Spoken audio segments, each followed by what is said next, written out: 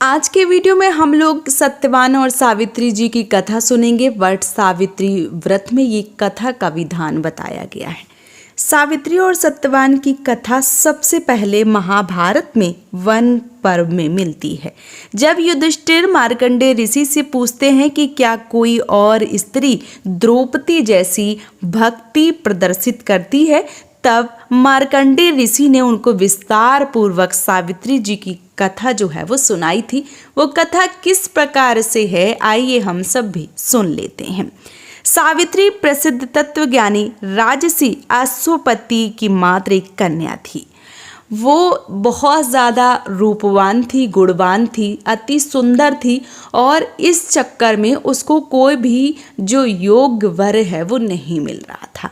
ऐसे में जो अश्वपति थे उन्होंने जो सावित्री थी उन्होंने स्वयं वर ढूंढने की आज्ञा उनको दी कि आप जाओ अपने लिए सुंदर और सुशील वर जो है वो प्राप्त कर लो, क्योंकि मैंने बहुत ढूंढ लिया है और मुझे जो वर है आपके काबिल का नहीं मिल रहा है।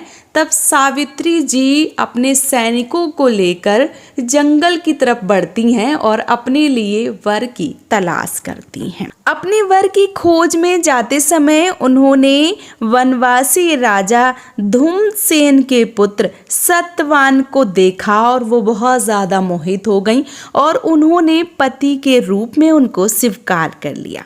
सावित्री जब वापस आई तो उस समय उनके पिताजी के पास जो नारद मुनि थे वो भी बैठे थे। सावित्री जी ने नारद मुनि के सामने ही अपने दिल का जो हाल है वो अपने पिताजी से कह दिया कि उन्होंने जो धूम्रसेन के पुत्र सत्यवान हैं उनको ही वरण कर लिया है, उनको ही पति के रूप में स्वीकार कर लिया है।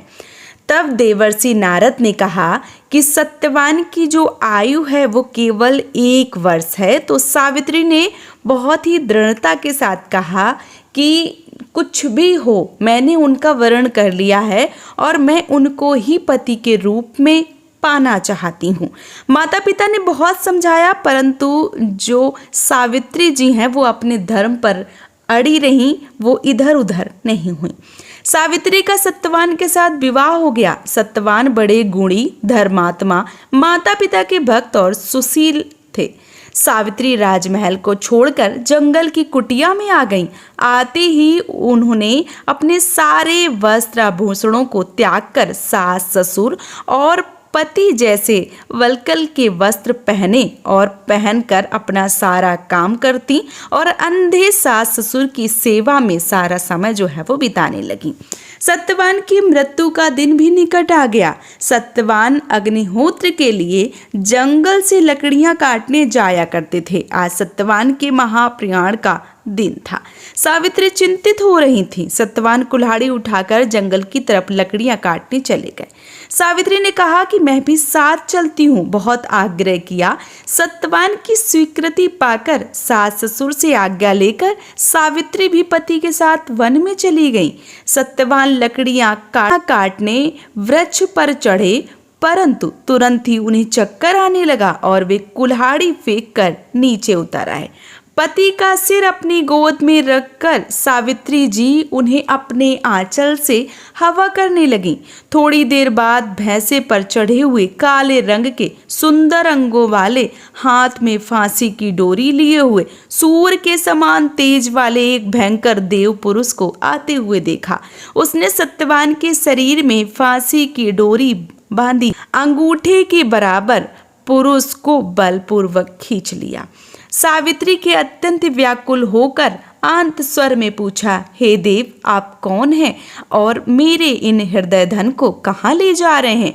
उस पुरुष ने उत्तर दिया, हे तेजस्वी, तुम पतिव्रता हो, अतः मैं तुम्हें बताता हूँ कि मैं यम हूँ और आज तुम्हारे पति सत्यवान की आयु क्षीण हो गई है, अतः मैं उसे ले जा रहा हूँ। तुम्हारे सत्यत्व के तेज के सामने मेरे दूत नहीं आ सके, इसलिए मुझे स्वयं आना पड़ा। यह कहकर यमराज दक्षिण दिशा की तरफ चल पड़े। सावित्री भी यम के पीछे पीछे जाने लगी। यम ने बहुत मना किया। सावित्री ने कहा, जहाँ मेरे पतिदेव जाते हैं वहां मुझे ही जाना चाहिए, यह सनातन धर्म है। यम बार बार मना करते रहे, परंतु सावित्री पीछे पीछे चलती रही। उनकी इस दृढ़ निष्ठा और पतिव्रत धर्म से प्रसन्न होकर यम ने एक एक करके वर रूप में सावित्री के अंधे सास ससुर की आंखें दी, खोया हुआ राज्य पाट दिया, उसके पिता को 100 पुत्र दिए और सावित्री को लौट जाने को कहा। परंतु सावित्री के प्राण तो यमराज लिए जा रहे थे, वह लौटती कैसे? यमराज ने कहा कि सत्यवान को छोड़कर चाहे जो मांग लो। सावित्री ने कहा, यदि आप प्रसन्न हैं तो आप मुझे सत्यवान से 100 पुत्र प्रदान करें। यम ने बिना सोचे समझे तथास्तु कह दिया।